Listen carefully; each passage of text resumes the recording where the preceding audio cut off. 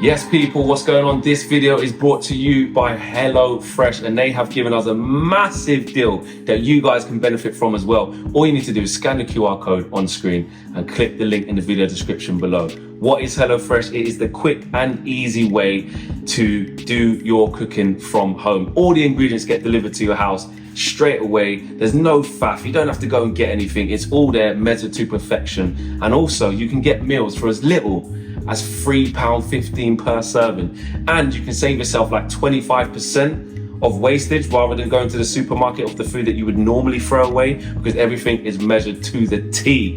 They get your box, you get your ingredients, you get your different cue cards as well, your cooking cards. You can't go wrong. It's all really easily laid out. And the first one I've gone for is the ultimate red Thai style king prawn curry. I'm gonna go with that straight away, and it's that easy. 60% off, 20% off the next 2 months, and free desserts for a lifetime. It's an absolute joke. Anyway, Chef Fleck, let's get cooking. Lime juice in there. I've got some sugar in there as well. So that's the good thing about HelloFresh. It's all just easy to follow. Simple instructions. My rice is probably got about 2-3 minutes left. My sauce is simmering nicely. My prawns are going nicely. And now it's time to get my broccoli in there. Tender stem.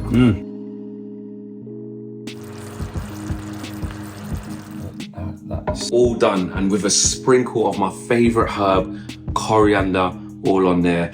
Time for the taste test. Oh my days. Absolutely banging. All you need to do is click the link in the video description below or scan the QR code. 60% off your first box and 20% off the next 2 as well. Absolute joke of a deal. And then lifetime worth of desserts, which I don't even know if I'm gonna have space for. Big up. Yes, people. Welcome to United View. Welcome to another Flex's View, man. I had to get one in. Because I feel like today we saw from Rich Fay that there's not expected to be an announcement on Ten Hag's future imminent. So I thought there's a good chance, yeah.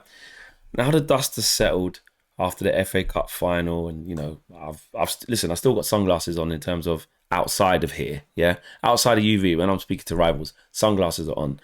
But with us, the dust is settling, and we're sort of getting into our bag of, we know this inquest is going on, we know this season review is going on, and we know that they need to make a decision, and it's basically all on the table. Looking at different managers, looking at Ten Hag's success, looking at the things he needs to improve on, and Ineos basically having to work out, are they going to stick with Eric, which it seems like most of us want to happen.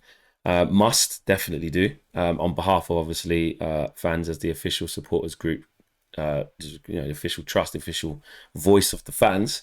They've penciled a letter as well to Sir Jim Ratcliffe, penned a letter to Sir Jim Ratcliffe, sort of explaining their feelings and how they feel the fans feel. So look, I thought it was a good time to clarify my position properly and address like the journey that I've been on personally, like with the manager, how I've come to where I'm at, and why I've come to where I'm at. And yeah, just looking at that journey, because it's been a mad season, to say the least. We all know that, but I'm just vocalizing between me and you guys. This is Flex's View, and I've wanted to do this actually since the season started, to just take a step back and just think of this journey. How did I end up here, and where am I actually at?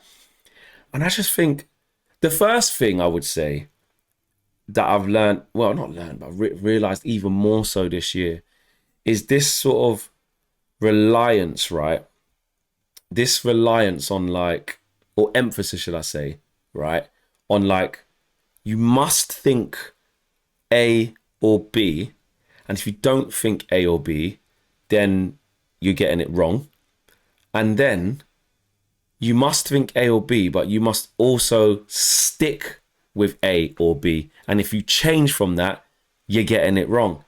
But then guess what? There's the third one, which is if you're sort of between A and B, you need to pick A or B, with where you feel about the manager, and just not just the manager, just could be a player, it could be how well you think the team's doing, whatever opinion it is. And that's the bit where we can't live like that, guys. Well, some people can, but not everybody does. And my personal view is I'm not a person who can live like that. I make up my mind versus from what I see.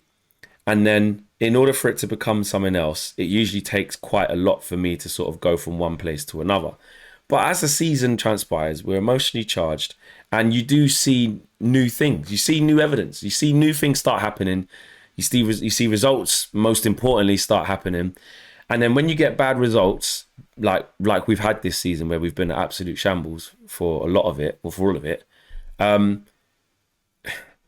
you then sort of go in that slump of saying, well, it's a results business. You're not getting results. But then you have to break down, like a lot of people say, why those results have maybe happened. What are the permeating factors? What are the mitigating circumstances? What are the reasons why there is a dip in this player, or a dip in performances and results overall? What is it?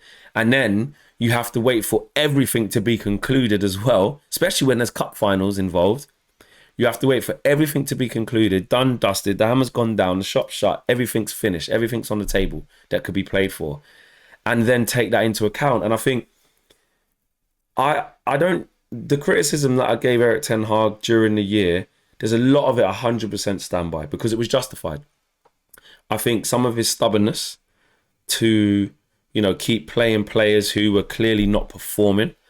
I think some of his stubbornness within the tactics and the structure in which he was setting us up with personnel, not just personnel, but the actual way we were being set up and the instruction to us being set up. To me, I could just see it being glaringly wrong every single time. So I wasn't willing to basically say that's only because of injuries. I've always been willing to take the injuries into account up to a certain point, which we all should, because there's no way you can have that many injuries, right? And still have a fully functioning team. It's impossible. But when the chips are down and you don't have all your players, like many teams have done this year, you still have to have some principles to fall back on, or some sort of stability or flexibility to be able to get through that period. And I just felt for too long we saw too similar a performance in a negative fashion, in terms of being too open, not being compact enough, not changing personnel, the instructions to the team in terms of the risks we were taking. It didn't feel right. It felt like more could be done from the coaching side of things. Even with the injuries that were there, more could be done with the coaching in terms of how to set us up. Like I said, basic football knowledge. Like, even if you play amateur level, grassroots, Sunday league, whatever it is, semi-pro, it doesn't matter. All levels of football. Like, there's things that pretty much you just know. Like, if you're under the caution, game by game is going past, and your midfield's open as anything, you're gonna pull your wingers in. You're gonna get your midfielders closer together. You're gonna make the gap from front to back, from your centre back to your striker, smaller. You're gonna condense the pitch. Like, it's just a basic requirement of when you're struggling, or if you want to implement that type of game plan, if you're willing to. And I know that Eric Ten Hag has been smart enough to see that. And then towards the end of the season, that's exactly what I've seen him do. The last 3 games in particular, especially the last 2, but you can include Arsenal in this, because although the shape didn't change too much, the instruction did. And then the second 2 games was, he looked at the best way to beat City and to gear up to that final, and it worked. So we worked on that game plan for a couple of weeks and implemented it against City. So I saw that flexibility that I was looking for earlier in the season. So that's where I was frustrated. What I didn't, and this is the criticism of me now, what I didn't really get into kind of understanding is I underestimated how big the FA Cup win would be if we did it. That's what I did do. After Palace and Coventry really, but Palace in particular. And there's been a lot more other results this year, when we've lost bad games. But the Palace and Coventry, which was before that, those are really the 2 where I went, it's untenable. The rip it all up. I think I said it before. I think I said rip it all up when we lost to Chelsea, actually. That's when I actually lost it.